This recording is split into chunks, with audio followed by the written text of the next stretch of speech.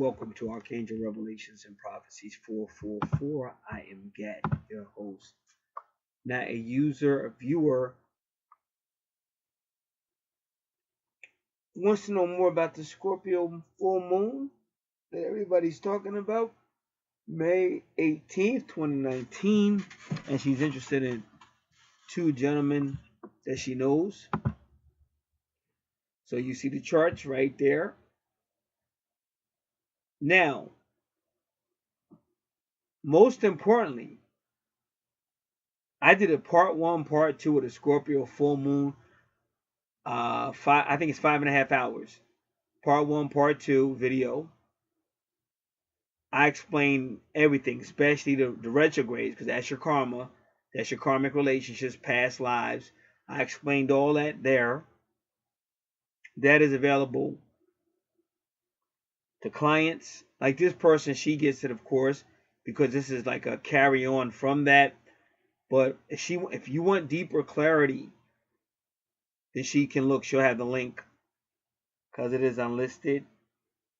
That's for clients and members only. If you want that, because that explains it all. I don't think it's going to be any information deeper out here on YouTube, more deeper than that. That's why I really went in, because I wanted to fully. I know this is going to change everything. And if you're on both of my channels, I'm showing you exactly what's going on. While we speak, I want to send this person my newsletter, because I didn't know she changed her email. I knew it kept coming back. I was like, what? I just talked to her. I thought she disappeared, but she had changed her email. So she was actually talking to me through another email. But I'm so busy, like unless I see it, I'm not gonna really get it.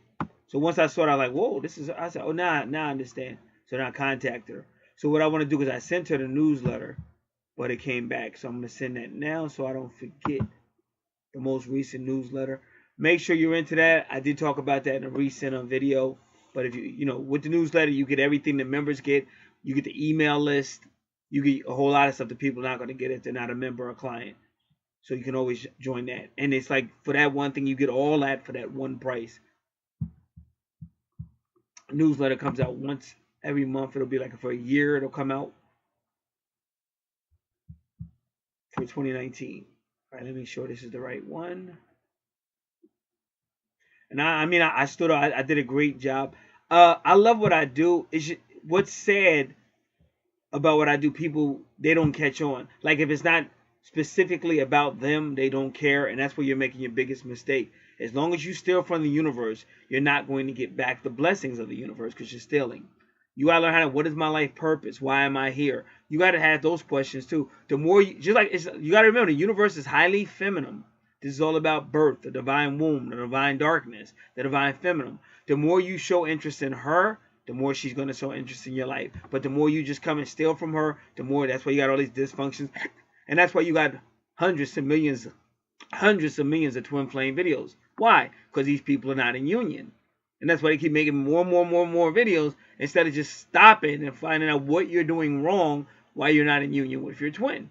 Like right now, my twin is trying her best to come back in union. All the readings I get, when I come on YouTube, I read all these Leo readings. I go to the channels. She's going out of her mind. And I know her personally, so I know that's what she's doing. Plus, you already know your twin. You already know what's going on with your twin.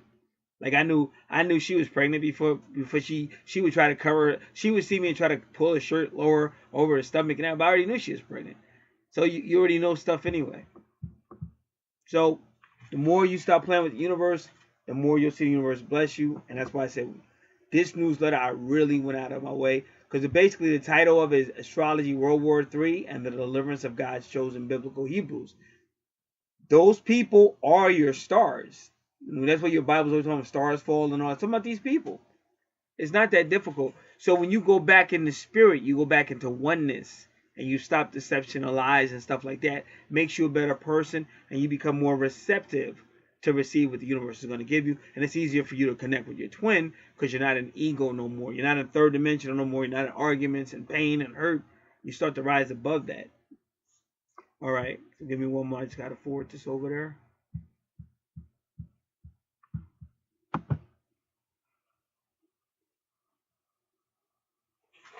Give me a moment. I got to update this a little bit.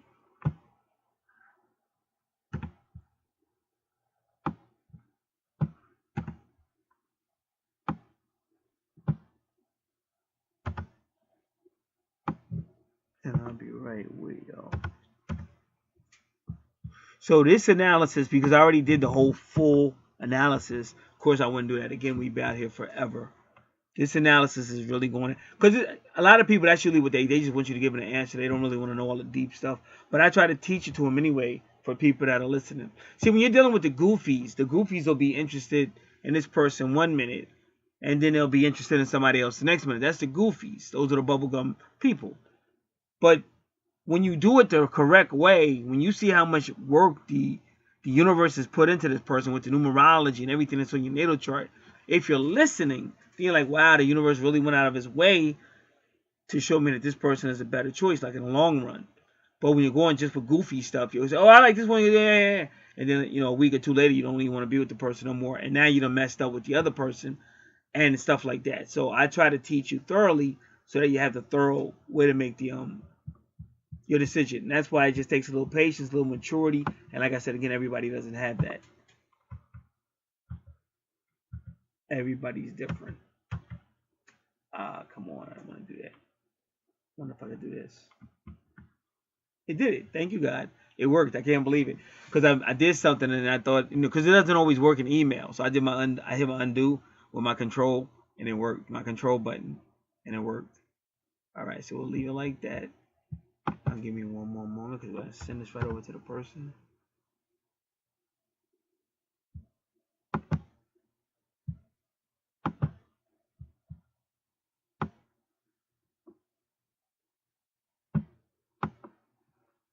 See, and this email was all about Scorpio. Y'all got to understand Scorpio. Like I said, I would strongly encourage anybody that has that those 2-part videos on this Scorpio full moon. Make sure you take it seriously. And the newsletter, like I'm just being honest with you, it's a piece of art. It's like beautiful. I really sat there. That's all I did yesterday was all this stuff we're talking about.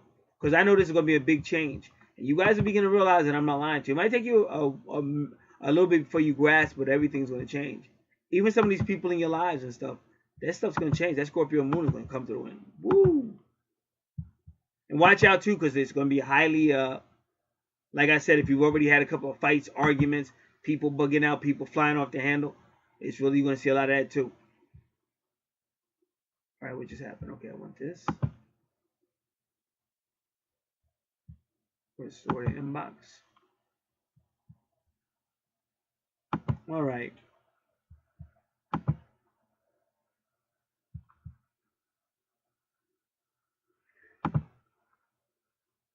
So now,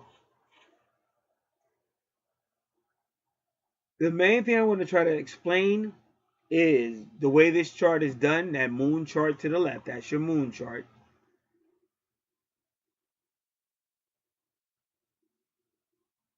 They gave you 2 time frames. The east point is in house 1. The ascendant is in house 12. So they gave you 2 time frames. Like your first house is kind of like your second house and on and on and on. So you got to be careful of that. Because I can't give you a straight read because it's not a straight read. The way, when I say they, I'm talking about the creators, the people that really run this universe, that did all the numerology on your chart and put everything where it is. So everything's going to be running on 2 different realities, so to say, two different time frames. So you have to be aware of that. And this is the time to slow down. And even so, it's still going to mess with you. Like in her case, she's a Libra. You see where that ascendant is? At 23 degrees. And that's the chaotic degree. So she's already experiencing it. But that's why I said sometimes, if you can, it's better not to respond. Because you can already see the universe is going to be shaking you up all around. Sometimes, because when you're in your ego, you want to fight. Or when you catch an attitude, you want to fight. But what I'm telling you, it's kind of like you're just wasting energy. It's like you're on a boat. Or you're on a plane going through turbulence. It's going to shake no matter what you do. So what happens is you'll be wasting a lot of energy. It's still going to shake. Sometimes just being patient and just waiting for things to calm down might be the better course.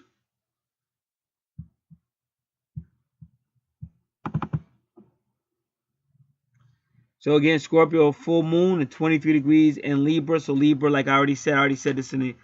That's why you really. I'm talking to her. You're really gonna have to listen because I'll send it over to you. But you're really gonna have to listen to part 1 and 2.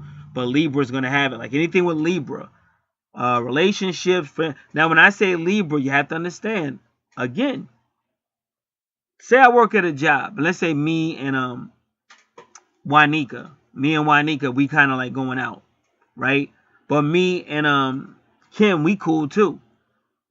That's still Libra. Because like Libra can be somebody you're in a relationship with, but somebody you kind of in a partnership with. So your soulmate, twin soul, all that. Anybody who you in some type of, even just a friend. That's all Libra. But it's also business, cemeteries, court, courtroom, legal. And that's why they're saying right now, be very careful with legal stuff. If you got money and you owe somebody, don't pay it up. Because they coming for you. And anything with legal. I even heard the female quiet revolution. She said you might meet somebody special going to court duty.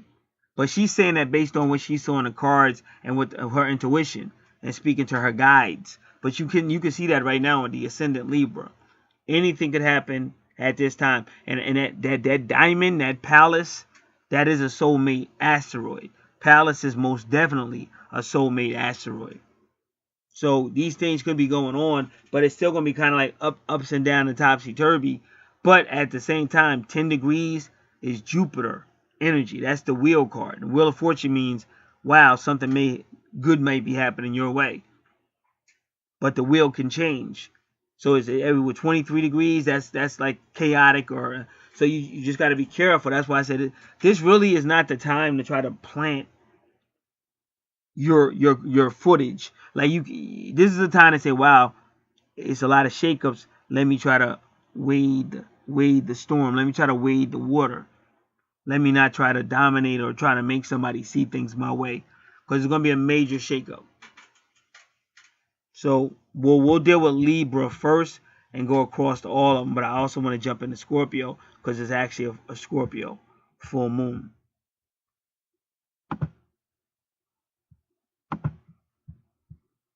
Alright, so now I just emailed her with part 1, part 2 of that video, the videos I'm talking about, where I fully explain the Scorpio full moon. Like, this is going to be different than anything you've seen thus far. That's what I keep trying to tell people. And that's why I said people that, when you're dealing with an expert, somebody that knows just the history of this planet, all that, you're going to get a different information. On YouTube, a lot of people are just out here to make money. They might be good at what they do or pretty good at what they do, but at the end of the day, they're just trying to get your money. They don't really give a fuck. Like they're not gonna like it. If they look at your natal chart and see some shit, they're gonna make sure they're either not gonna tell you because they don't want you to stop.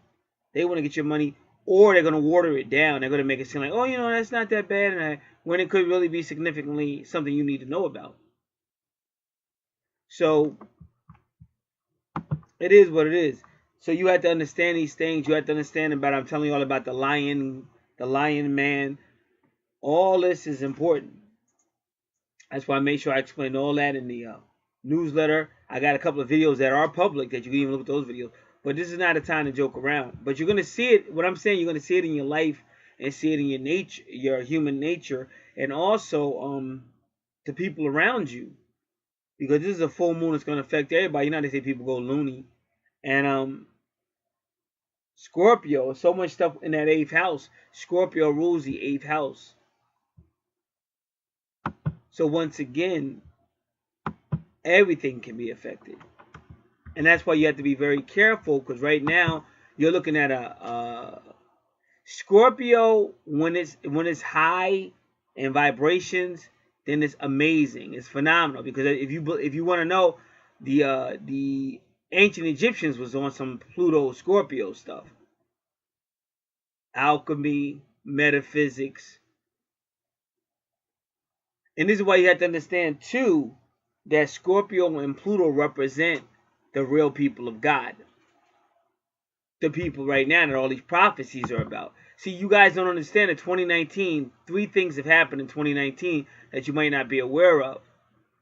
First off, the curse that was put on these chosen people of God is being lifted. So you're going to see that as well. Second, the lion god, I keep telling you about the lion man god, Narish Simha. Narish Simha. He also is associated with 400-year situation. And it's a royal family in India that had a 400-year curse put on him. But now they just had a child born. And now that curse has been lifted. Now, the prince, and they don't even call her a princess, but that's what she should be. Meghan Markle and Prince Harry, I believe his name is, they just had a baby around the same time. But see, if y'all understood what England is to slavery and stuff, you would understand what's really going on. So it's not something you can just sleep on, because you got to understand this is God's people. So you're going to feel it in the universe. Whatever affects God's people, believe it or not, is going to affect this whole planet, because these are metaphysical people with a direct connection to God. Just like they said about Jesus Christ, that great earthquake. That's why when Jesus Christ died, those people were going, this had to be the Son of God. Look at what happened. The temple broke. The earthquake, they were going crazy. Because everything that was happening to Jesus was happening to the weather and everything. So that's these people. So you just can't say, oh, astrology on one level. You got to take it on every level. And when you're selfish, you pay for it.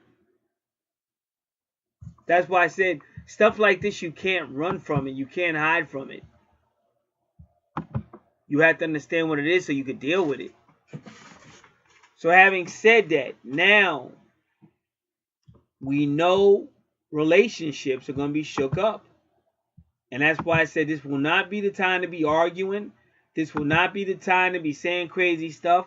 And unfortunately, with Scorpio energy, you could be dealing with power struggles, immorality, adultery, infidelity. So what I'm trying to tell you is this is not the time to be saying, I'm sick of this. Oh, this person right here, they want to do something with me. I'm going to do it because I'm sick of this other person. Because you're going to make rash decisions. This is the time where you may do stuff that you may regret in just a day or two.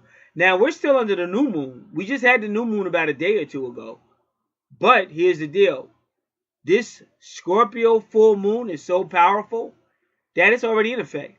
I'm saying 2 weeks before it, 2 weeks after. And no matter what, it's still going to change everything. It's going to change the dynamics and the structures. Keep an eye on your news. Keep an eye on your news. In your personal life as well. Remember, Scorpio deals with everything. That's why I just sent her what's in the 8th house. You're dealing with finances, anything. Supernatural stuff, dying and anything. And anywhere where you see Scorpio and Cancer, you may be dealing with spirits. So be very, very careful. Because right now the moon is in Cancer, but the moon is in Scorpio, but the moon is the ruler of Cancer. Anytime you have a Cancer, Scorpio connection, Cancer, Pluto connection, 8th house, 4th house connection, you may be dealing with evil spirits. So this is not a time to sleep. This is not a time to think this stuff is funny. None of this stuff is funny. This is real stuff that will be happening and going on. And again, Scorpio deals a lot with power struggles, karma, business. All this could be happening. And this is why when you look at the chart to the left, that's the first house, because the EP is in that house. It's the first house, but it almost could be the second house. That's what I'm trying to tell you. So a lot of this stuff could, quote, leak, unquote, leak over. Like it's the second house issue. People might be arguing over money. Fights might break out. Because even though Scorpio is kind of like in the first house, but the way these creators did it, they kind of got you on 2 different time zones. So that first house could very well be the second house. And remember, that first house is ruled by Aries energy. So this is all out aggression. So wherever her Libra is, you can look at her Libra, and you can look at her 7th house.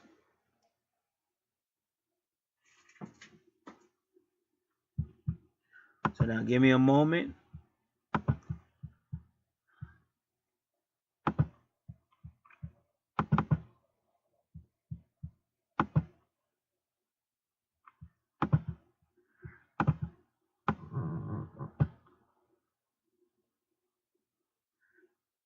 Try again. All right, let's do it again. Give me a moment. I'm not gonna deal with it. I try to move some, but I gotta open them page and I don't want to close it and all that. So I just do it this way.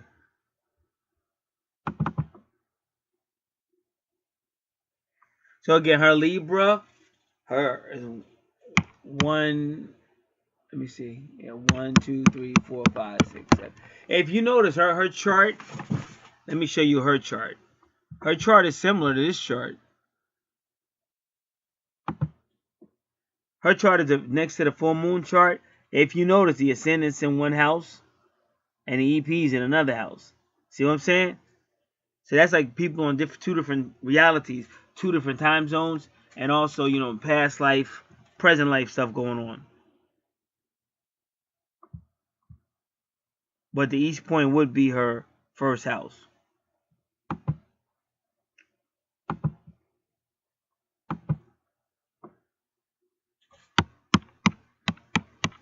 So 7th house is going to be about family, education, land and property, stuff like that.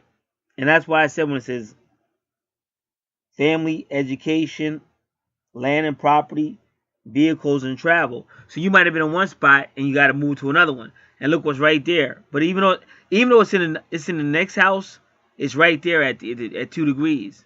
See, Mars is going to cause that drama. You know what I'm saying? 1 minute you home chilling. And that's what I try to tell you.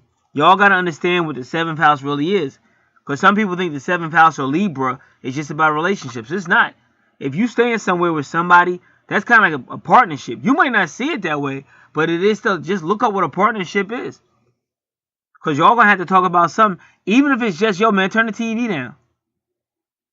Why you got to have the TV so loud? You understand? That's the same thing as a partner saying to one partner, listen, I think we spending too much money in this area. We got to reduce the money in this area. So that's why people have to understand what I'm saying, because even if you look at her chart, it's kind of telling you that it's going to be like some type of issue with Mars. Now Vesta again, she's the priestess. That's where you spend most of your energy at. But she can also mean isolation. And especially when you're dealing with law, and that 7th house is dealing with law, with Libra. That could even be incarceration. So that's why I say watch what you do. That's why I say all that tough guy. I'm not saying you do this, but people think they tough because you see it all the time. Like 2 people get in a fight and then you realize, damn, now I'm in court. Now they told me I got to pay this kind of money. I ain't got it. Now this is going to happen. I had to sell this to get money to pay for that. They told me I got to do whatever in jail. I got to do a 3 flat or some crazy shit. I got to try to get pre-trial intervention, and so I don't have to go to jail. But that's just could have just chilled. You know what I'm saying? Because believe me, like I said years ago, I was that dude. I jump into some shit in a minute. But as you get older, you got to think twice. And I had a situation recently, just within the last 2 months, 3 months, because I had some dude want to hang out around my house and all that. I said, no, this dude ain't gonna be hanging around my house. He could forget that. So that went back and forth for a minute. And thank God, through my persistence, it ain't as bad as it used to be. You still see him every now and then, but he really was trying to camp out there to the point almost every time you went outside, this dude was just standing out there. Him and his ugly ass dog. No, it's just a dog. Dog be all up in people's yard, going to the bathroom, and he think he Debo. He think because he big, people scared of him. I'm not scared of him, and he think the only thing stopped me was the cops. Real talk. I got to be around for my mother because my mother's older. I was definitely gonna take that dude out. I'm not even gonna lie about it. But his dog be all in people's yard, like shitting and peeing and stuff, and he don't clean nothing up. He don't have no bag. He might have it now, but that's because I kept throwing a fit. But before that, he used to just walk through because he wasn't expecting nobody to try him. He thought he was Debo. I was the first dude to let that dude know. First off, I've been in this neighborhood forever. You a new dude. You are gonna respect me. Second off, I don't know what you heard, but you're about to find a piece of reality. So it is what it is. But my point I'm trying to make is when you have that type of mentality, if you act on it, then you're gonna be talking to cops and stuff like that. So that's why I'm telling you with your Mars. See, right now you're dealing with Scorpio and Aries, because Aries is the first house. the full moon, and you got Mars. So this is stuff just waiting to blow. Just like you told me some of this stuff. But that's why I'm telling you, sometimes it's just better just chill. Even if you think you're 100% right, you gotta chill. And sometimes, like I said, if you somewhere else, you kind of like ass out. Cause like if you with somebody else, cause they could always say, "Oh man, get the fuck out," and you ain't got nowhere to go. So people know that. So people will fuck with you just because of that reason, cause they know you ain't really got nowhere to go. So you gotta chill on all that.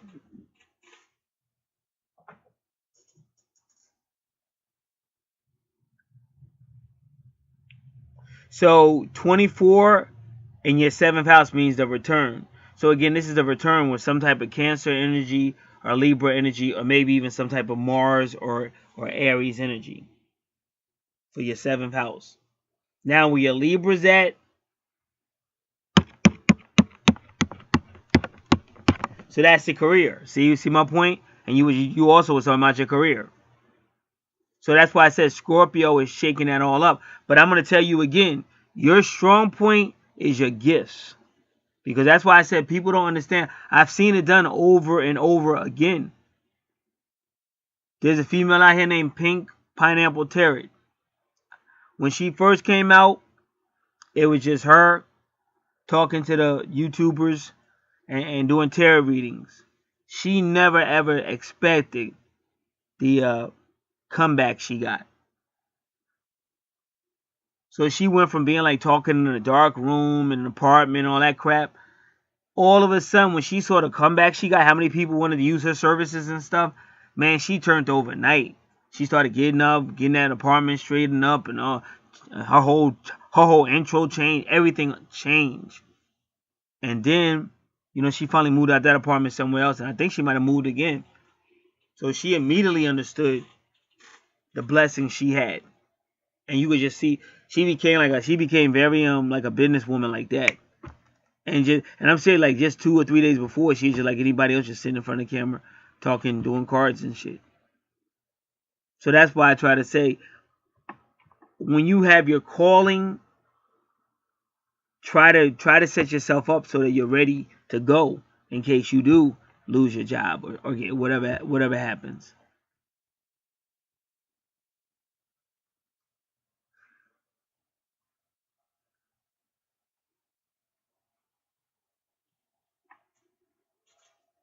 So that's pretty much there. So that's that shake up there. And again, even your job is business and business partnerships and stuff.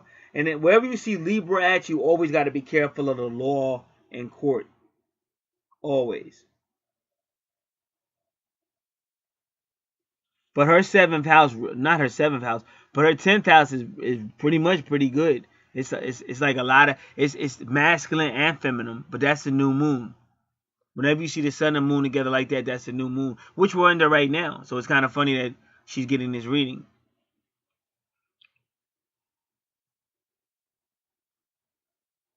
So in her 10th house, let's look at where the sun is. Yeah, give me one moment. What am I trying to do? No, let's look at it. Let's look at the chart. So the sun is at 20. The sun will be at 27 degrees Taurus during the full moon. So again, and I think that's in the 7th house. See? So now the Taurus can be very sensual, very earthy, but that's kind of good. And it's also at 27 degrees, which is the number of the diplomat. So her Taurus will be her 2nd house.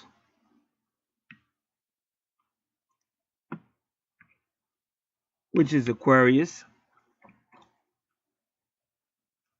So all this is about money, and it might be, using money to help people in need or something, giving some charity or something.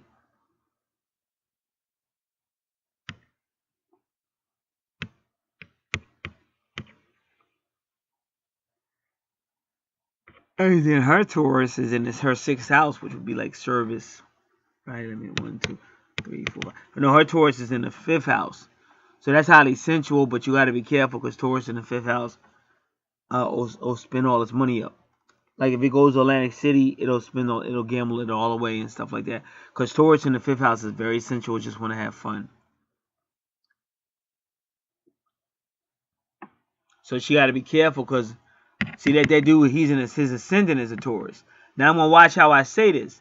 I'm saying during this time, like I told you, because before, I'll tell you this, because I had somebody and we did a reading and everything. She was dealing with a Capricorn and a Gemini, and at the time we did her reading was around the same time we did your reading. But the answer was no go for her. Leave the Gemini alone. If you can't talk to the Gemini, then leave it alone. So then this reading, which was confirmed by a reader out here. There's a tarot card reader out here named Ignatius something. I'll see if I can find her real quick. If not, she's on that video, part 1 and part 2, but I'll see if I can find her. Like I said, but it has to be quick because I can't be out here forever. But it's on my part 1, part 2.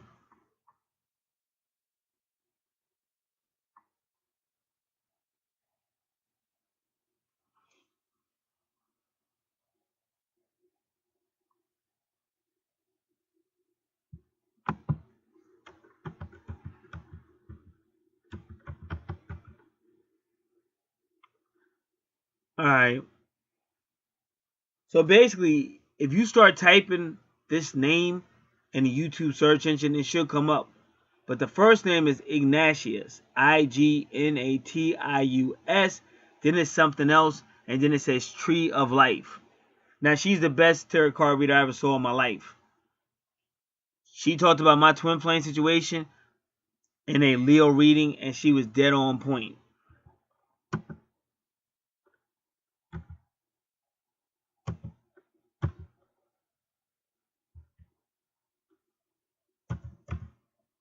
Okay, Ignatius Wallace, Tree of Life.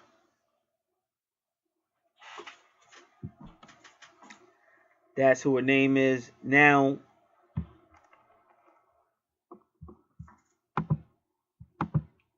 so the point I'm making is, so now Ignatius Wallace and me told a person this month she should be talking to the Gemini and really trying to connect.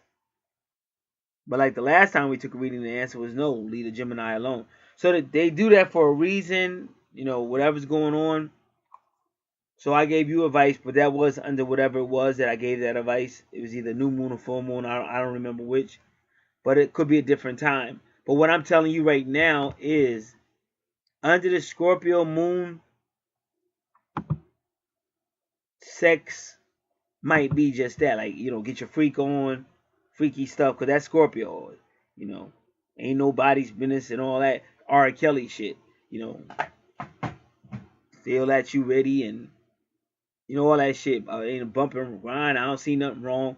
That's this type of that's this type of mood under the Scorpio moon. Now, if you're doing all that with somebody that you really want to be with, and that's what you want something more serious, then this would be the perfect time. Like say it's somebody you really don't want to be with, y'all really with each other.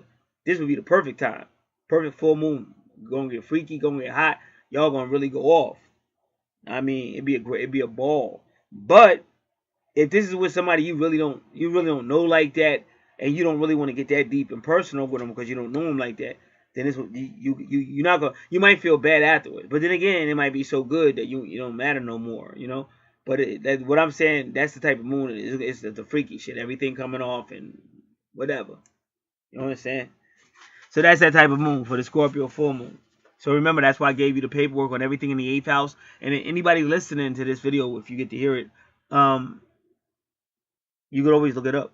The 8th house of the zodiac is going to tell you everything that's in there. But there's all kind of stuff, supernatural stuff too, because of Scorpio and the 8th house and Cancer with the moon. And that's exactly what yours is in Cancer. So that's why I said. So that's why I be saying, so y'all got to remember, I'm an ordained minister.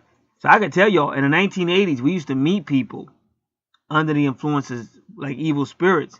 And they would tell you, this is what we do. We go to families and break them up. You know, that's why when you see people argue, you don't even know why you arguing or why you got that mad and all that. So you got to be aware of that so that you don't feed into it. So his ascendant is Taurus, the guy next to you. But that's why we say you have to just be careful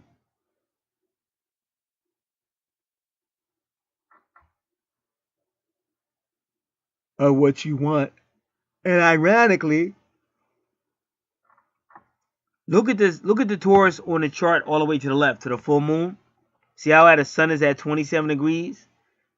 And if you notice his Taurus, well, oh, I was looking at the EP, but that's in a different house.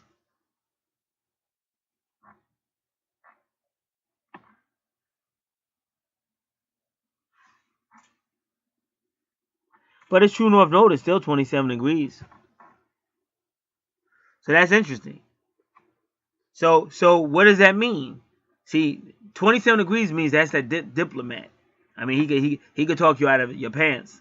That's what that means. And Taurus can be very sensual and highly sexual. And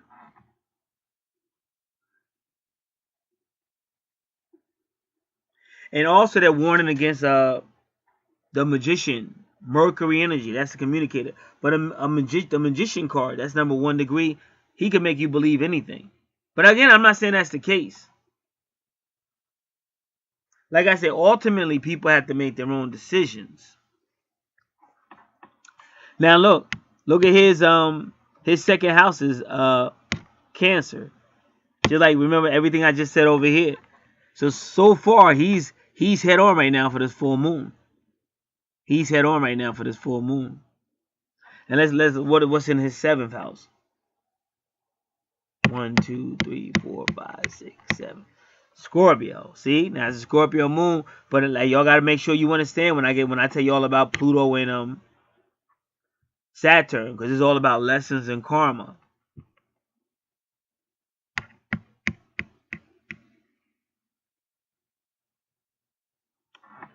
So yeah, he's ready. He's ready for it all. And so the Scorpio is your true north node, and Venus is there with Pluto. So yeah, this is magnetic right here. These two charts, the second and third, they would definitely be fucking. And every now and then you meet a person and say, well, I don't wanna. Under this full moon, they would definitely be fucking. One way or another, I don't care. You can call it flirtation if you want to, if they was on the phone or something, or you can call it actual getting busy. The magnetism is too great even on the charts. And like I said, it don't have to be under the full moon. I already told you. The power of the full moon is already starting and shit.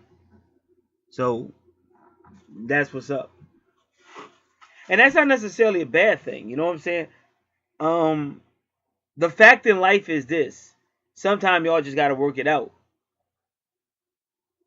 Like I said, I got my twin who's trying to come back, but I'm just being me. I'm just in my frame of mind. I don't know. You know what I'm saying? But you could meet somebody that could flip you out of that frame of mind easy. You know what I'm saying? It don't take much. You know what I'm saying? But everybody don't got that confidence or that skill.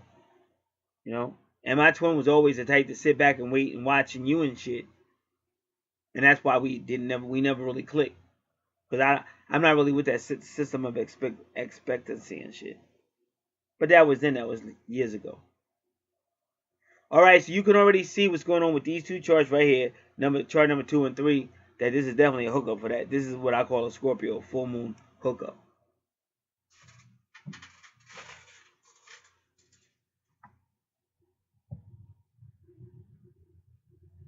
Now, ironically, this guy right here at the end, but he's also got some Cancer stuff going on.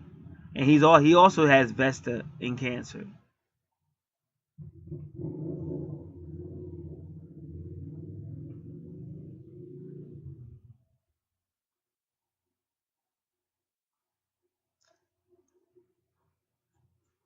And look at him.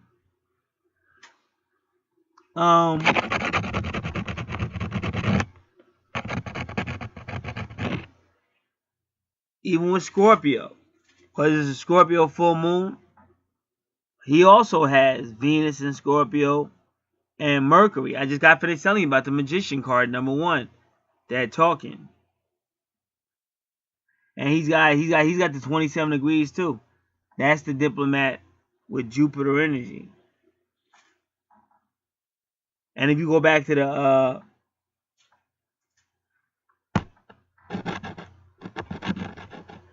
I thought the full moon chart was saying Jupiter at 27 degrees, but I think that's 22 degrees.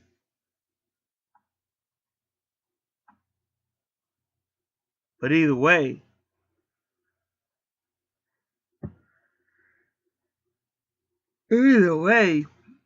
he could also seduce her with talking and stuff like that. And Jupiter in Scorpio takes everything deep and expands everything. And ironically, he's got the karmic Pluto. So this is going to be a powerful and remember Mercury is the mind as well. So his mind might really be out there at this time. But sometimes that's exactly what a female want to see. Because he's gonna be turned up. Now whether he shows it or not, but because Pluto usually deals with the internal. Pluto and Scorpio deals with the internal, but he's gonna be turned up around this full moon.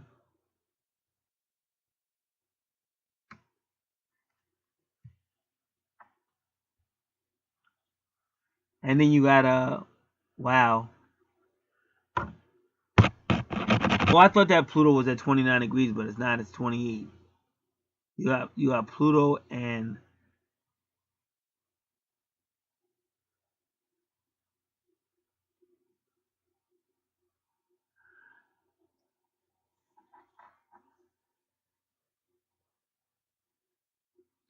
so whenever you see 28, he probably will have a kind of like stalking. So you have to be careful. But the truth of the matter is, both of these dudes got Pluto and Scorpio.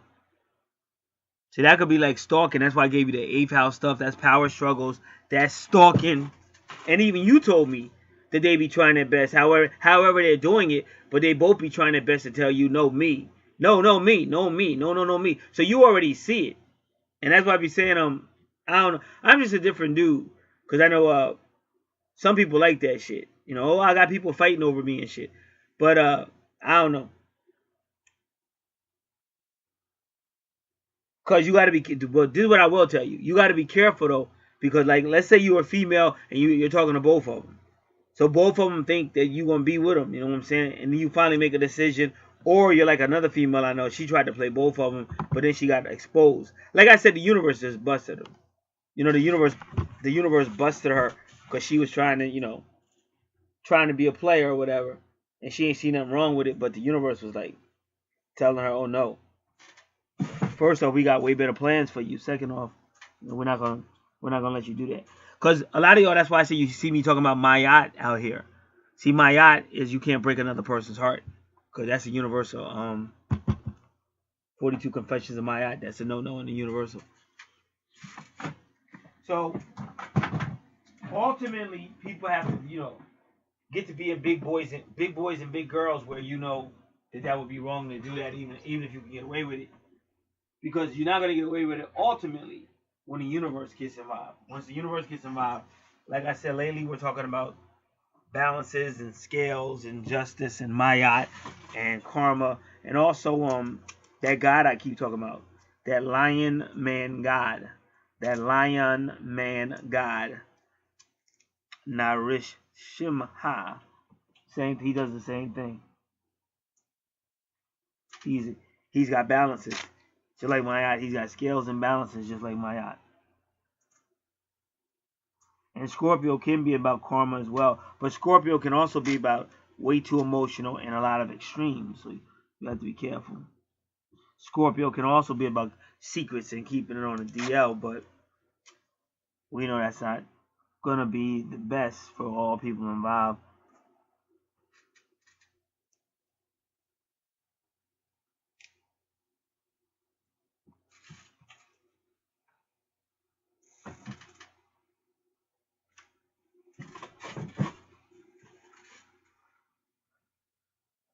So yes, you can see it. So 28 is usually kind of extreme, but he wants a serious. He definitely wants a serious relationship, but it would be kind of extreme. And with Pluto and Scorpio, you know, that could be fighting, aggression, but it could also be a lot of secrets and stuff like that.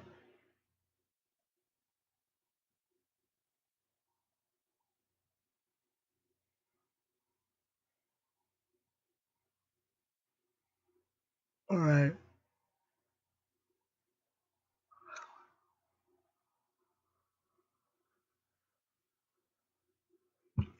He's also psychic, so you got to be careful.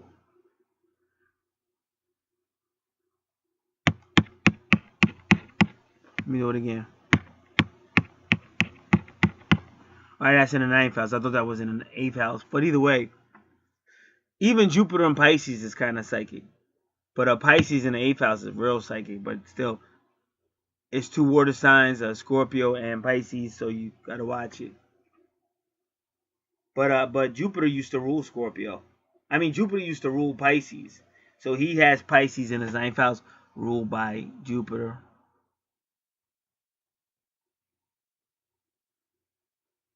And now when you see Saturn, this is where your karmic situations are. For him, somebody somewhere is going to try to push him to be a little bit more spiritual minded. That's Pisces. Or maybe that's why he became a Pisces this time.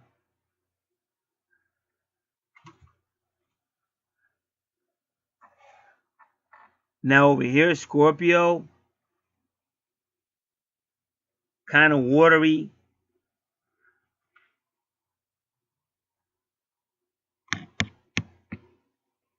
Both of these gentlemen would get a little upset over relationships.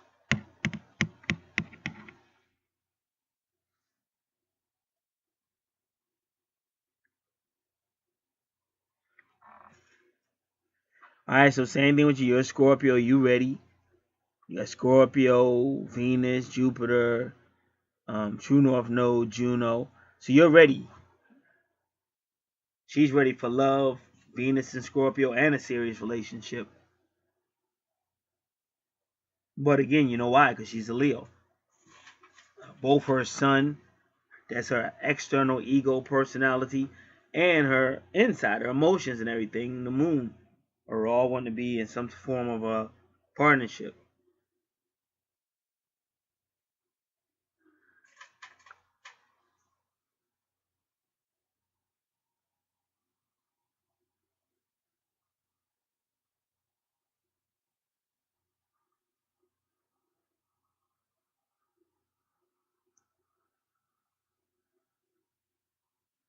Now,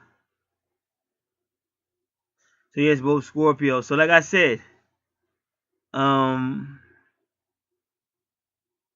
Scorpio is just like deep. But see, when I'm saying her, the chart number 2 and chart number 4, like their connection. But see, it's in the 5th house. But this is what's unique about this dude. It's in the 5th house, but he still want to be serious about it. But the 5th house is about play. The 5th house is about, yeah, let's do this. Let's get it on. But, you know, let's not get serious. But he's got Juno in that house. So it's almost like saying, yeah, I do want to get it on with you. I want to go deep with you. I want to just do all kind of stuff with you sexually. I want to just enjoy life with you. I just want to have fun with you. Yeah, I'm serious about that. But are you 7th house serious? Let me sleep on it. Baby, let me sleep on it. So we got to really check out his 2nd house. But he do got Capricorn there, which is could be serious, but it's also karmic.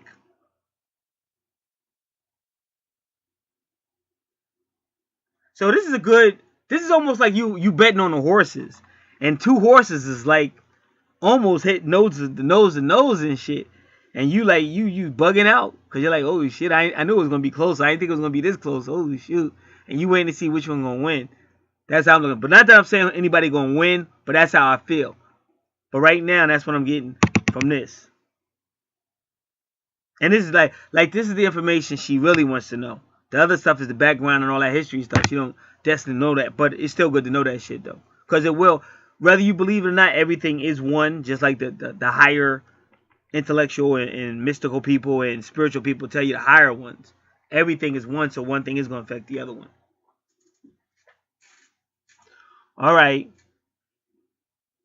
Now with him, see, he's saying, you know, I'm serious about a relationship, but and you got the vertex.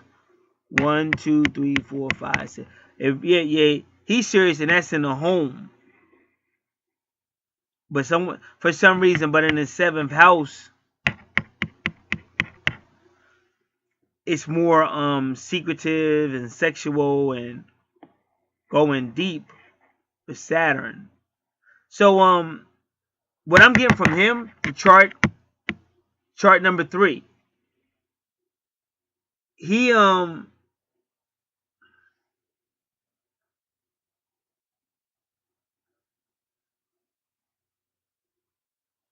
kind of wants to lock it down.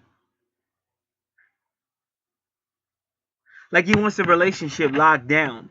And when a relationship is locked down, then he feels better about the whole home thing, like home relationship. Like, I know where you at, I'm gonna call you, I know where you at. You know, if you not at work or something, or blah blah blah, you should be home. I don't care if you're over your family's house or whatever, but you know you should be home. That's kind of his mindset. That's the difference between him and that guy in this relation, in this thing. Because all you gotta do is look at his 7th house. He got Saturn there deep, Pluto in this, and this is deep too. But to me, he would probably have power struggles in his 7th house. Remember, your 7th house is Libra, relationship, business partnerships, contracts, legal matters, open enemies, cemeteries. So he may be a little too, you know, I'm the man. You know, this is how I view the house to be. I'm the man and blah blah blah. But if he could control that, it would be kind of cool because he understands. He wants a relationship. It's just that his Libra is in the 6th house. But that's cool though, because your Libra is already your Libra will always be in the 7th house because the Libra rules the 7th house. So that's like a double Libra in the 6th house and 7th. So that's home and relationship. And you can see by Juno is serious. So he's pretty serious about that. And even his vertex is 7 degrees. That's Cancer energy. So that's family of the 4th house. So you don't get too much more family than that. 4th house, 6th house, 7th house. Most people would say, oh no, that's a guy that really wants a family. He really wants it home.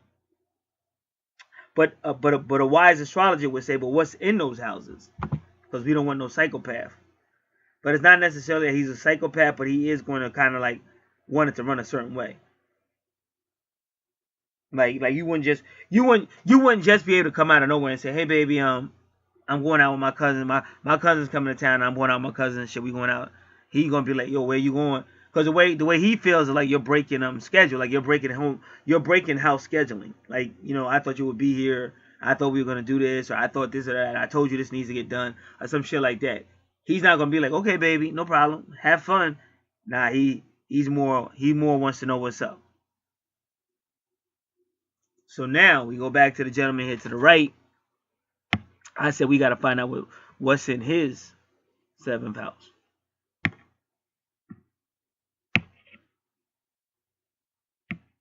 See, now you notice his Libra is in the 3rd house. Now remember, I told you because of the full moon ascending is Libra, and I told you they're gonna shake it up.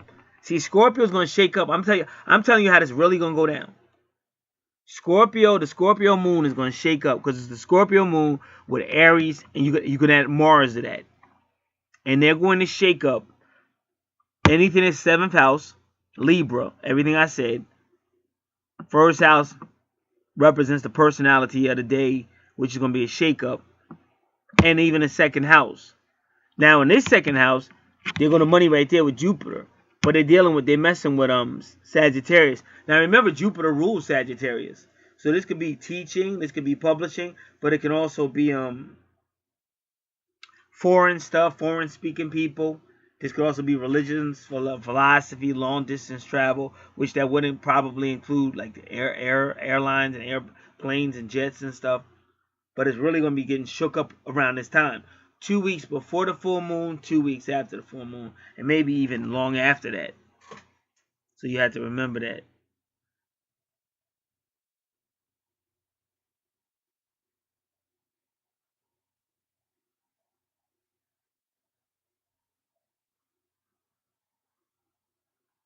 All right. So so far, um, with Libra in his third house.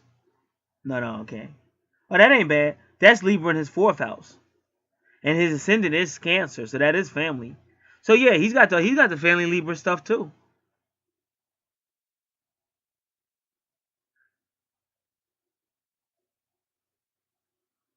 And his moon sign is Virgo, which is going to represent the home as well as the mother. And he's got Chiron, 24 degrees, which is the return.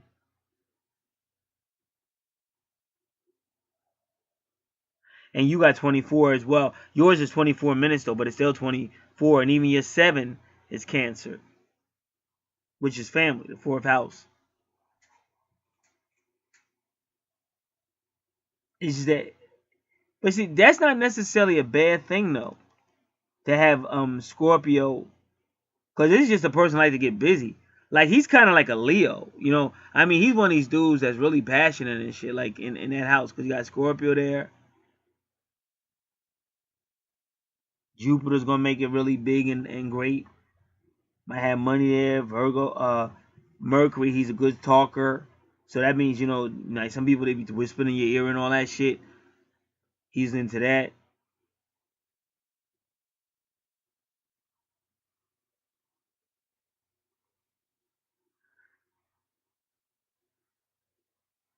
And then Juno creeps in.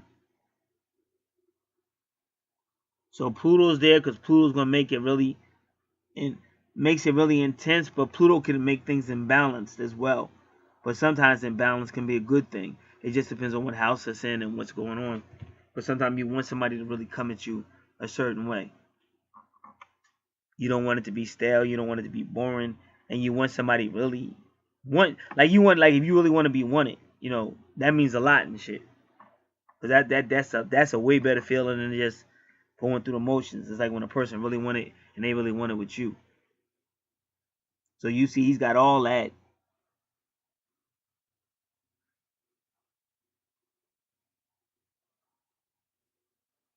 and then in his sixth house, they go that Sagittarius, which is kind of like something the universe is dealing. See, that's your ascendant, Sagittarius.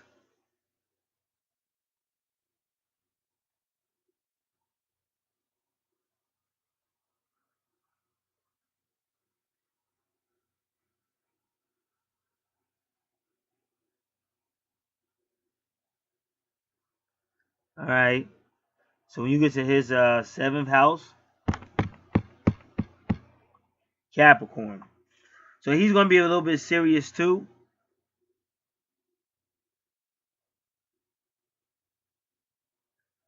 But now, here's the difference. Neptune. I probably explained this to you before, but see, Neptune is going to challenge the wall. Capricorn represents the wall because Capricorn could be a lot like Saturn. Well, this is how I see a family should be, and this is the way it should be, and blah blah blah. But Neptune's going to challenge that, like with idealism. Like when you rather your family love you and be happy around you than to be mad at you because you always giving rules and bossing them around. And that makes the wall say, yeah, he's right. My public opinion. And Capricorn cares about that. My public opinion is fucked up. They don't like me. My family think I'm too rigid. So Neptune gets in through idealism and your dreams and all that, wherever you see Pisces at too. And see, that's psychic too. See, that's why I told you he's psychic. So yeah, you got to be careful because he could somehow know shit that he shouldn't know. And then Uranus totally does what it does. It goes opposite. So even though he talks a serious minded game in relationships, he'll adapt. That's the difference between him and these two. Everything I said. The one chart number 3, he don't. I'm not saying he wouldn't adapt, but he ain't really trying to adapt because he kind of sees it that way, and because he's dealing with a water sign Scorpio with Pluto, he will want to argue about it. He will want to because he feels a certain way, and he's gonna want to be Saturn. He's gonna want to stand on. That's how I feel about relationships.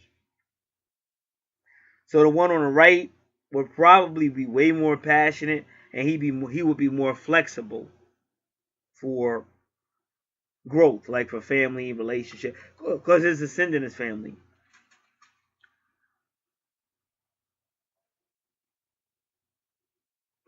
Now this one, when it comes to family, see his Cancer is in his 3rd house. So he, even if he says he's ready, he may not be ready. Like emotionally, he may not really be ready, but he might say it, or he might be interested in it, but emotionally he's not ready for no family yet. Not yet, not with that. Would have to be some type of growth. Because even look at his 4th house, Leo. See that's the one to have fun. You know what I'm saying? This dude, ascendant, Cancer, he's ready for family. Now go to his 4th house, Libra, ready for a relationship. Go to the 5th house with fun. He wanted to go deep, but Juno was right there, serious. And Pluto and Scorpio take it real deep. And even the 28 degrees means kind of like it's extreme or unbalanced. But me personally, that's the type of person I would want in that house. Because the sex is going to be off the hook, passionate, and that person, that's exactly what I would want in my 5th house.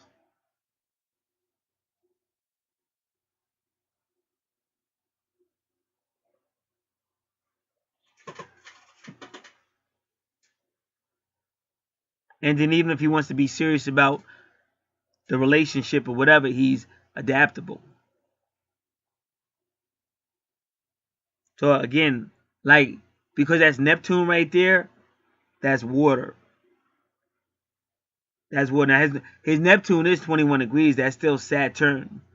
It is Saturnian, but the difference is it's Saturn through Neptune, which means like you could probably reason with him. And then Uranus will come in and really change that. Now on all these charts, Sagittarius seems to be important.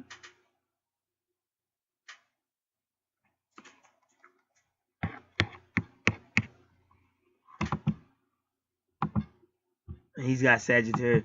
The chart on the far right has Sagittarius in the 6th house with the vertex, and that's his sun sign as well.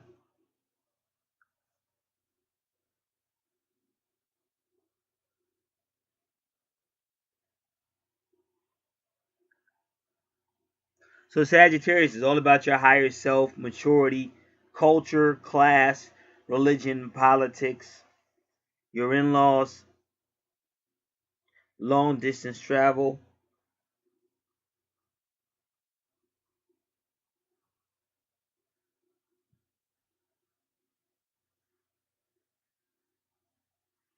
And again, that's a good thing because it's implying people are civil.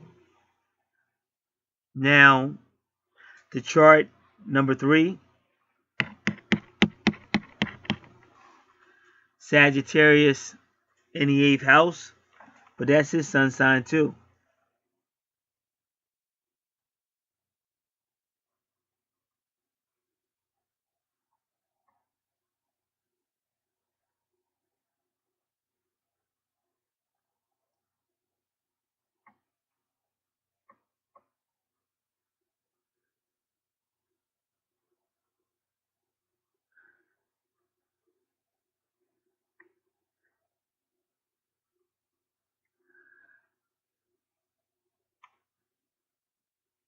So, just got to be careful.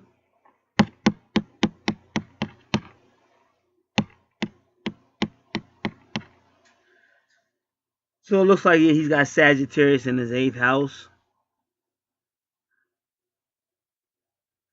But he won't be afraid to say what's on his mind with Uranus. And again, Mercury at 28 degrees, that means it's kind of extreme. So if you don't want to deal with somebody that's going to say how they feel or whatever coming out the 8th house, you have to be very careful. Because remember, the 8th house is run by Pluto and Scorpio. So whatever happens in the in your 7th house, you might have to relive it in your 8th.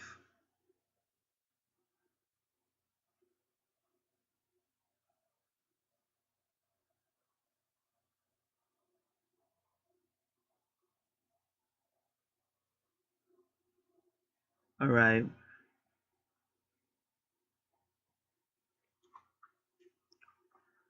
So let's go all the way around now. Yeah, let's do it. Let's do number 3. Because you see Venus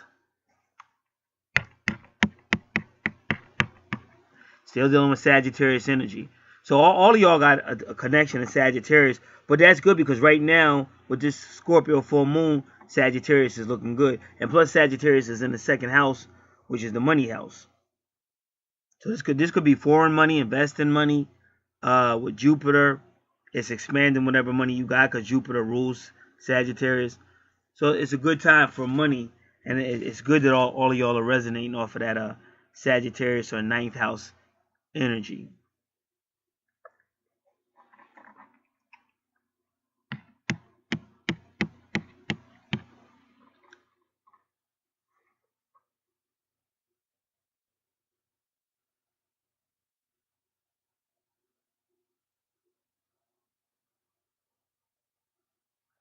All right.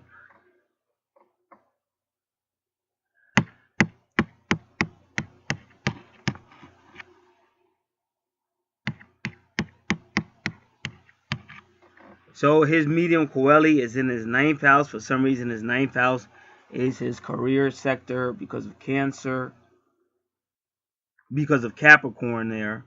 So his 9th house is going to be about career and reputation. And as you can see, he's got his money right there. And he also has Venus right there. So he might find himself in a type of relationship with a Capricorn.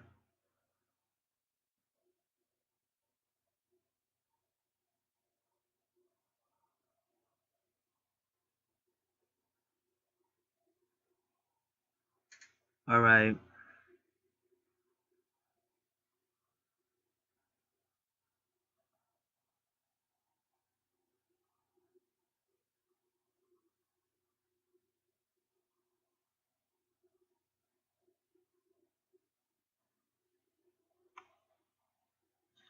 All right.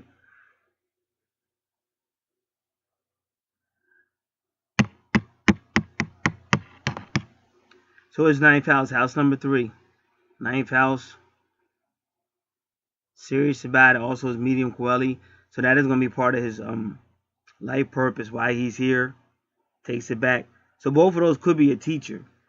Because it's a 9th house, which could be Sagittarius energy. That could be a teacher publishing. And then you're dealing with Taurus, True North Node. So that could be a teacher.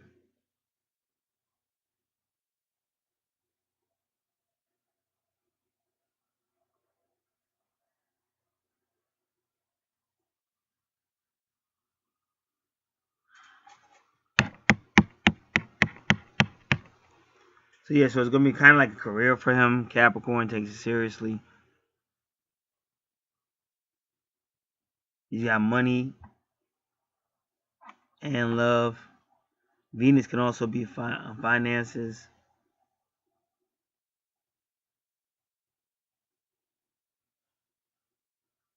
But that's all about his It's funny how even 23 is right there at the medium Coeli, because it makes me think of Magic Johnson. Not Magic.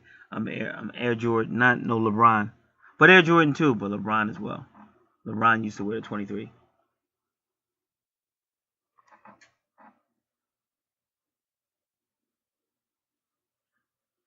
So he will have money, because believe me.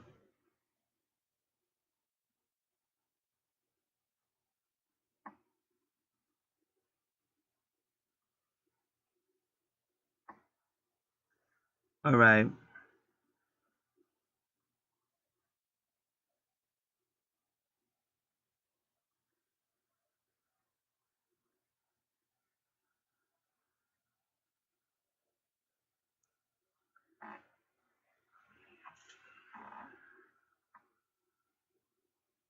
Now, something about Mars and Aquarius.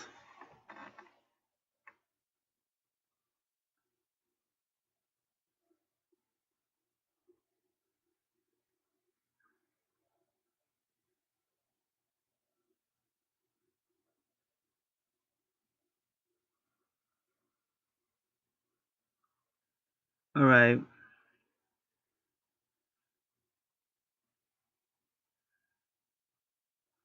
Whenever you see Mars and Aquarius, that has to do usually with fighting for other people's rights and things like that, or the friends association and groups, or like women issues and stuff. That's usually what you see with Mars and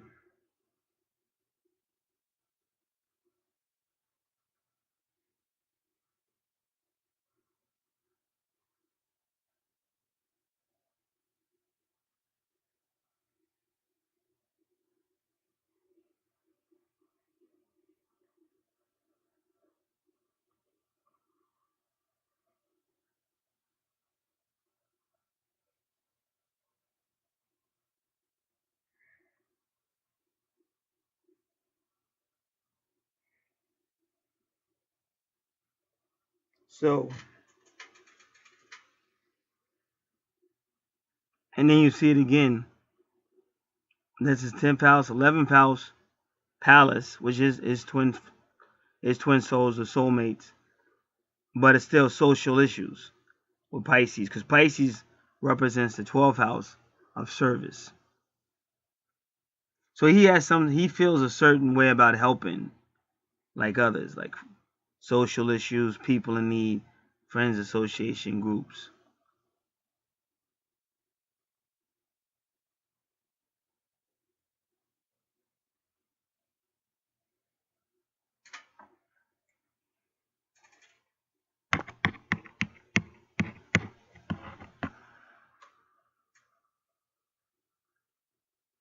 Now Saturn in the 9th house,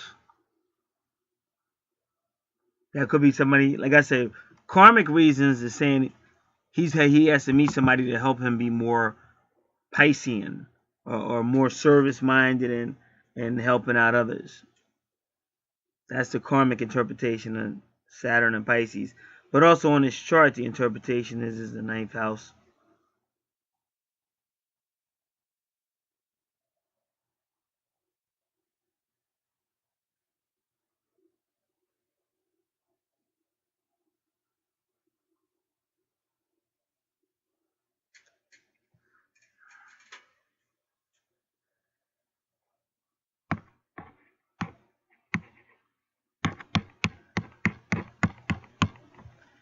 And medium quality in the 10th house could be some type of leader. It could have something to do with homeland security, because you got Virgo there in the 3rd house and Mars.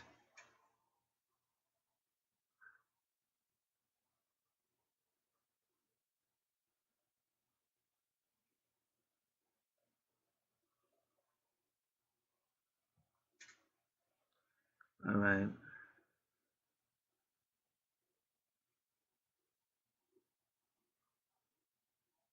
So the chart on the far right,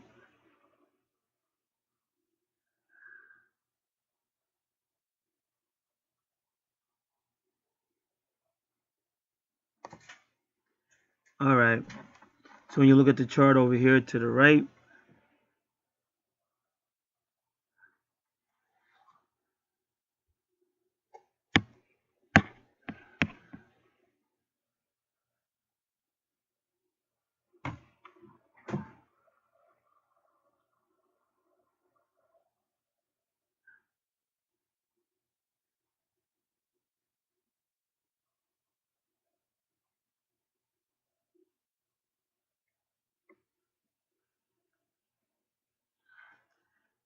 now you got Lilith retrograde.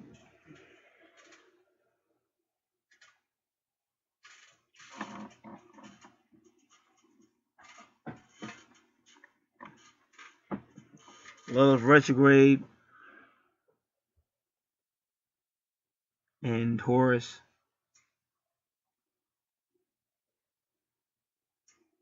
11th house.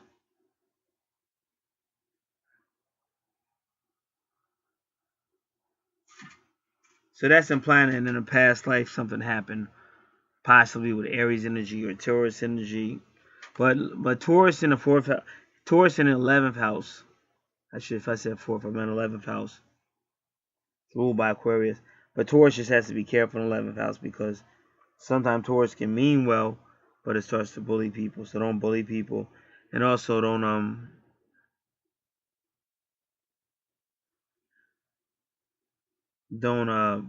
put about a value on any person or thing, even if it's a joke.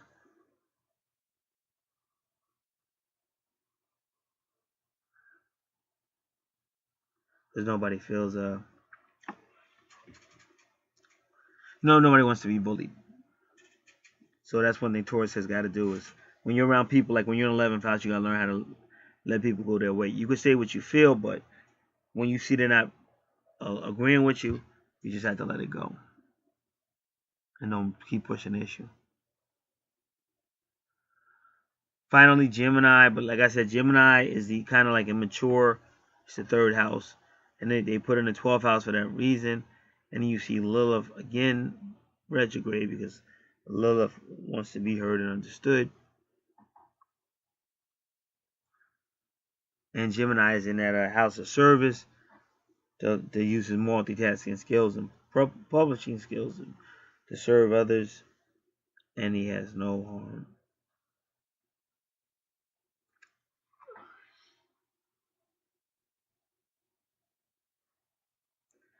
And so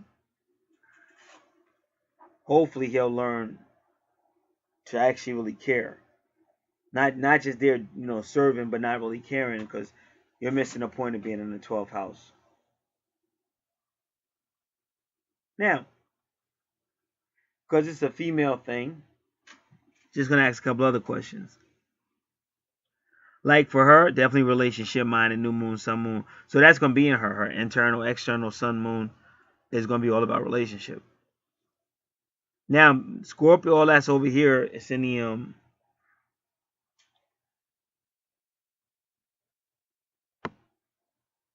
it's in the 11th house of friends, association, and groups.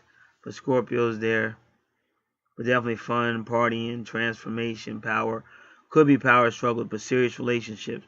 But it's just that it's in the 11th house, which is Aquarius energy.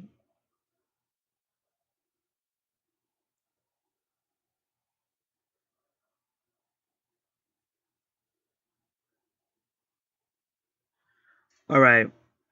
So that would be my only question for her is why would she be so eager to be so intimate and so deep and everything, but in the 11th house? Because that's friends association groups.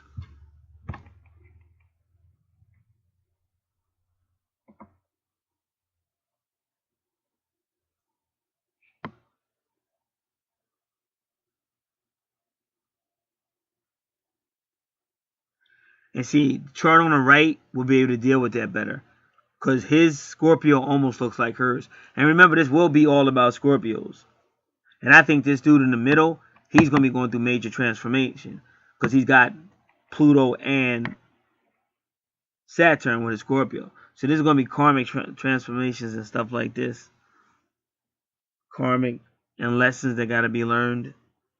Karmic transformation.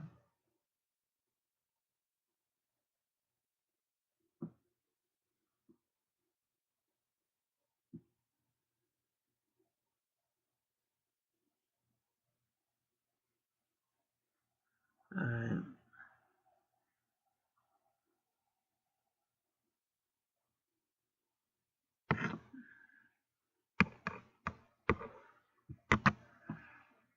And again, she'd be very sensual too, with Taurus in the 5th house, so she would be extremely sensual. And right now, you see the universe is also going to be making Taurus sensual. Good communication is the return.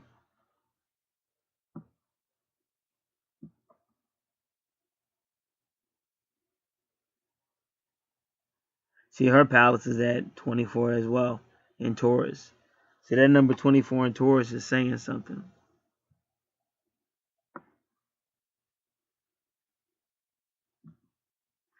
Now, what's ironic is, yeah, in her 7th house, there is family there, so she's thinking about it. But then that's when you hit that Mars.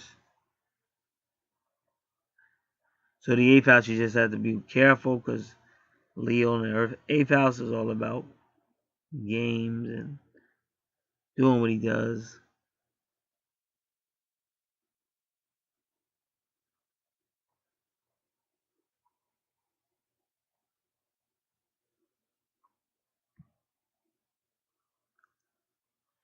All right.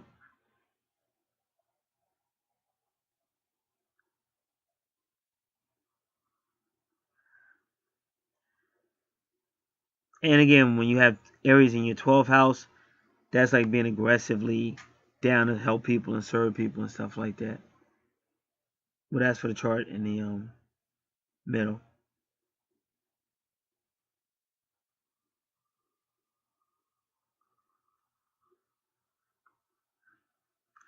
And she's got she should always have money because she has Jupiter in the 12th house, but Jupiter's ruler is, she has Sagittarius in the 12th house. Sagittarius' ruler is Jupiter, and Jupiter she'll always have money.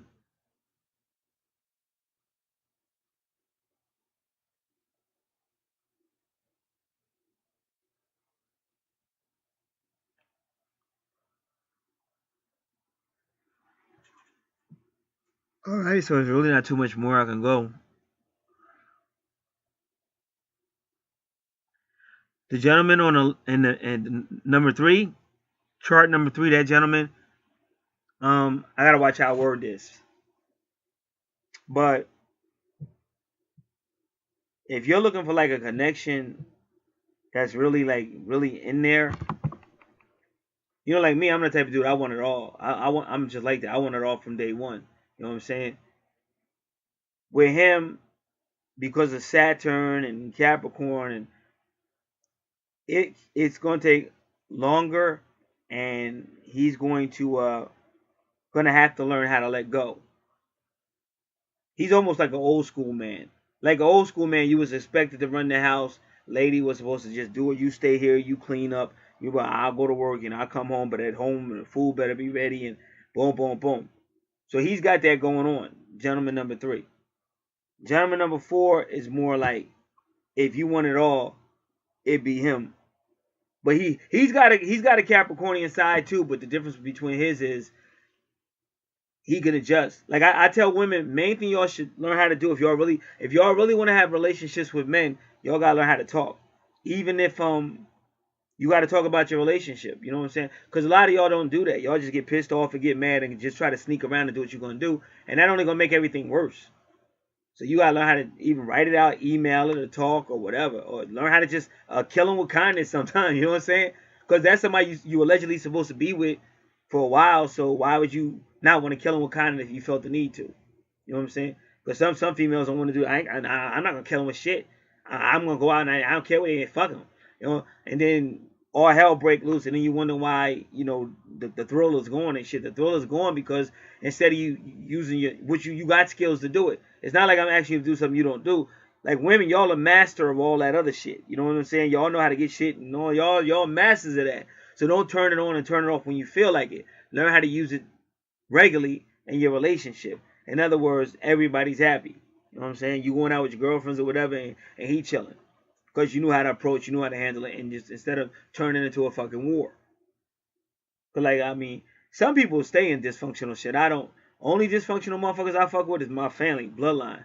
You know what I'm saying? Anybody else can get to stepping. I ain't with all that. I guess I've been here too long on this planet. I don't know. I ain't with all that arguing and crazy stuff every day. So again, so the one that would be like wow, almost from day one would be this one. Now, how do you test for loyalty? And like I said, I was just checking hers out real quick, but I want to do 1, 2, 3, 4. Let me see.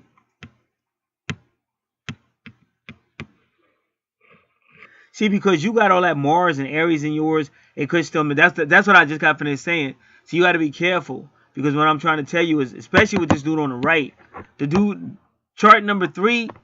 I'm not saying it can't happen, but I'm saying because of Saturn and Capricorn, it would take a little bit more time, because he's gonna have to learn how to get out of his rigidness.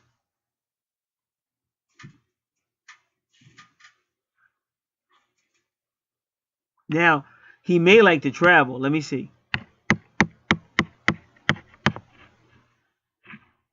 Yep.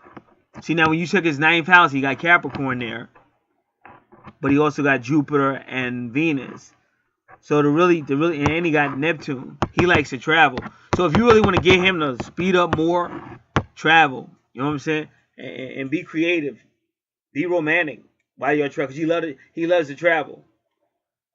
That would be the way to open him up. And this guy over here, the guy on the right, he's pretty much open up. And even in the 7th house, even when he gets a little bit too rigid, if you talk to him, that's why I say you females can't be scared to talk. If you really care about your relationship, that should be something you want to talk about. Because I'm sure you talk about your hair, how you want to wear your hair, what type of dresses, whatever you like to wear, you talk about it. So don't dumb down in a relationship, because that's supposed to be one of the most important things in your life. And a lot of y'all don't see it that way. And when your relationship start having problems, you should blame the guy. But you should blame yourself, because it's your relationship too. So you gotta know how to talk about it so you can get past this. Now I'm looking at hers again.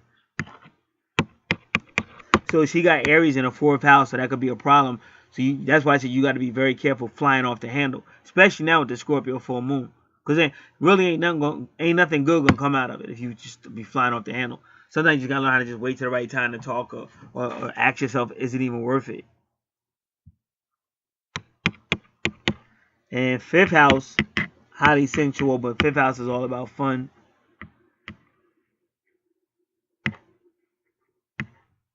7th house is just about family. But in order for a person to really get you to where most guys want a female, it's going to be 1, 2, 3, 4, 5, 6, 7, 8, 9, 10. It's your 11th house. And I don't know why, but that's Aquarius energy and friends, association, and groups. But your Aquarius is in your 2nd house. But even Aquarius in the 2nd house is still like giving money to help other people and stuff. But you got to remember, your chart is off. See, because your AC and EP kind of should be together. That way you know specifically which one is house 1. But whenever they divide it, just like this full moon chart, EP becomes your 1st house, but AC. So you're really like your 2nd house could also be your 3rd house. It just depends. But either way, Aquarius and the 3rd house ruled by Gemini is all about other people, the brotherhood, the community.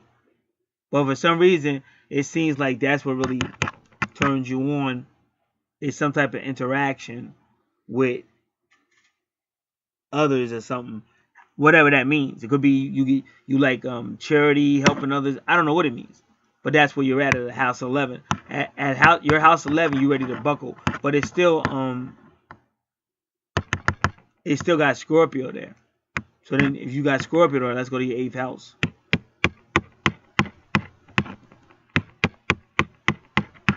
And that's Leo energy. Leo energy in your 8th house. Now, neither one of these gentlemen really... Well, your Leo does have Mars, and so does his. So it's him again then. If you really want to keep it 100, because he's got the Mars and Leo, the guy on the right.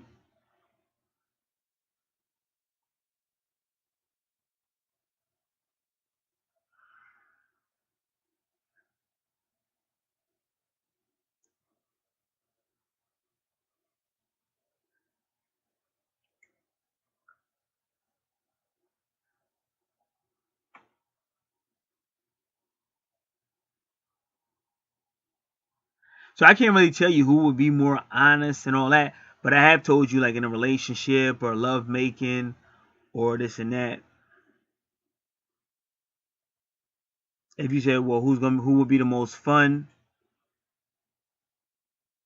Well, Leo in the 2nd house, Mars and Leo can mean two things. Could be very competitive, energetic, it could also mean like kind of pushy, even with children. Because like Leo in the 5th house can mean children. So whenever you see Mars and Leo, you just got to make sure the person's not mean to kids.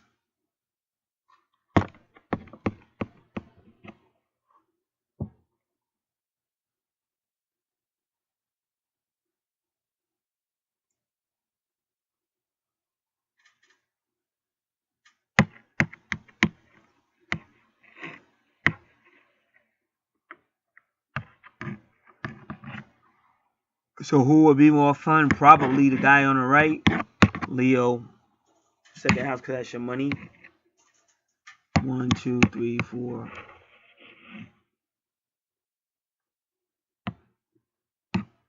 5. Scorpio, Venus, Mercury, more money. See, he's not afraid to spend money to have fun, this guy over here.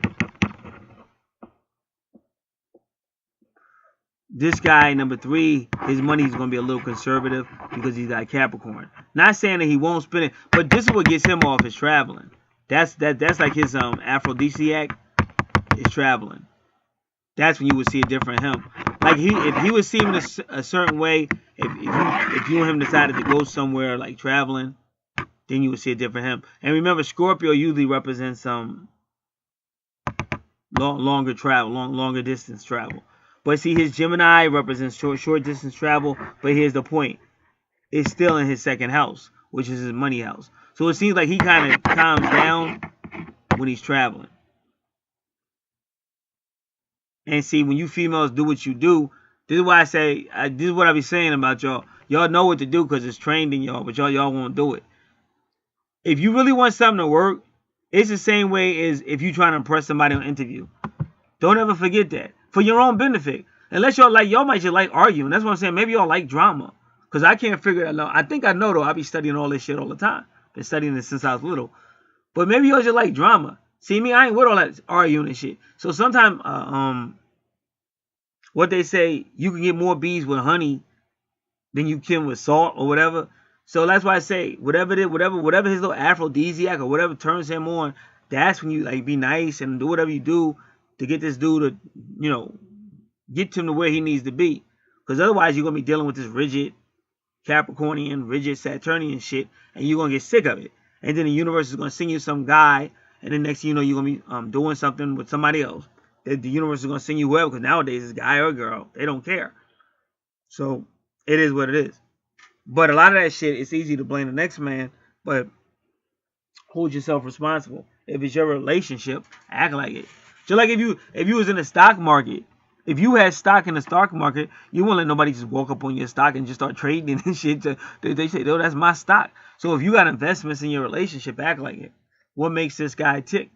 How can I do this? Boom, boom, boom. How can I get this point across without a big ass argument? How can I get him to kind of like let me boom, boom, boom? And that's out. What does he like to do? What does he like to do? Boom, boom, boom. What turns him on? Boom, boom, boom.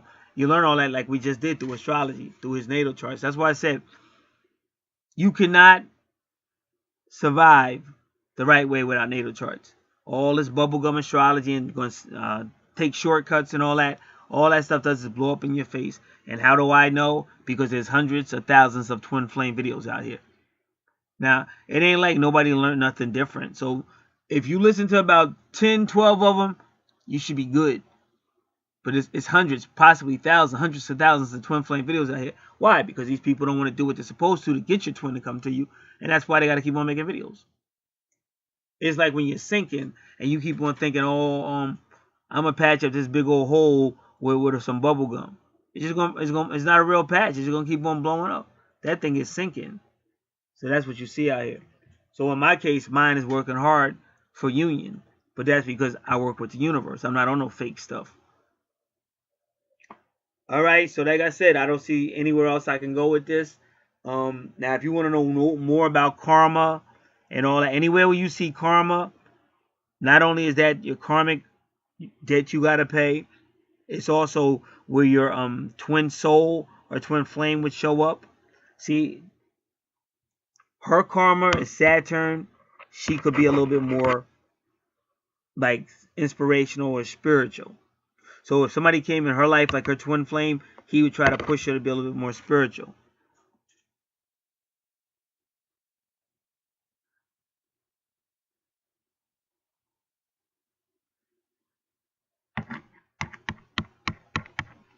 And Saturn in Scorpio in the 7th house. Now he might be too emotional. Because Scorpio is power, really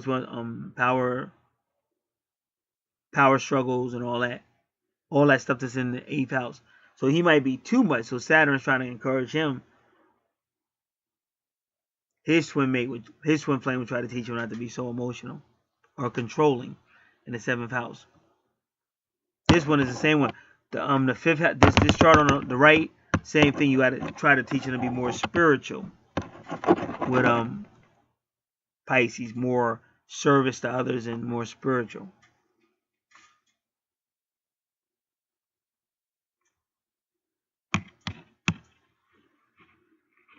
Jupiter retrograde is always going to cause you to ask questions about belief systems.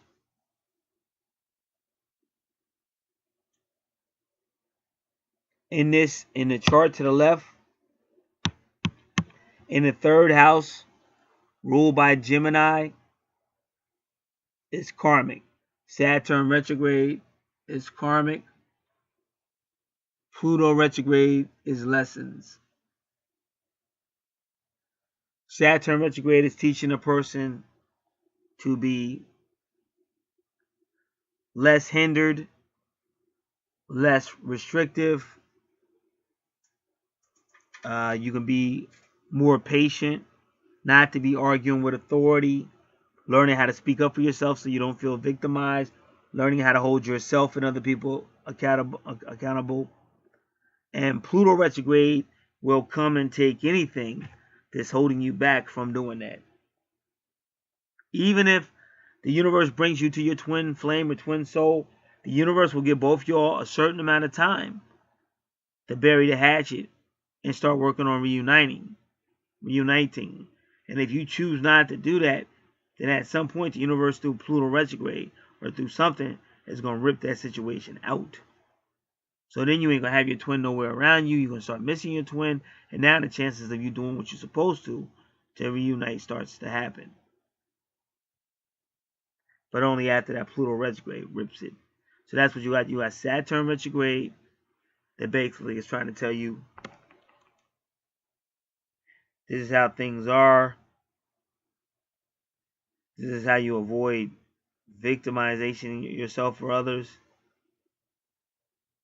This is what you need to do to earn your keep around here.